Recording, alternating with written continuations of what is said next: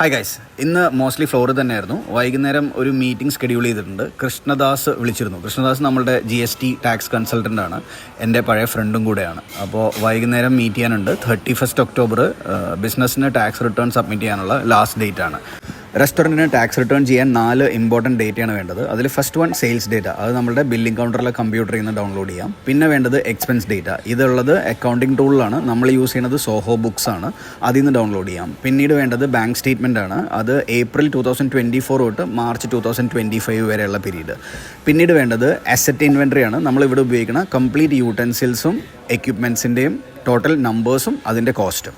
Discussion കളറാക്കാൻ കട്ടൻ ചായ എത്തി. ഫ്രണ്ട്സിൻ്റെ കൂടെ വർക്ക് ചെയ്യാൻ പറ്റുന്ന എല്ലാ ഓപ്പർച്യൂണിറ്റിയും ഭയങ്കര ഒരു ഫീൽ ഗുഡ് ഫാക്ടറാണ്. പക്ഷേ ഒറ്റ പ്രശ്നമുള്ളൂ, അരമണിക്കൂർ പ്ലാൻ ചെയ്ത മീറ്റിംഗ് 3 മണിക്കൂറിലാണ് തീർത്തത്.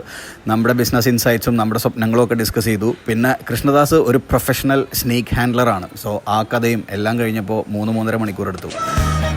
റെസ്റ്റോറൻറ്റിൻ്റെ മറ്റൊരു അപ്ഡേറ്റ് ആയിട്ട് നെക്സ്റ്റ് വീഡിയോയിൽ കാണാം. See U.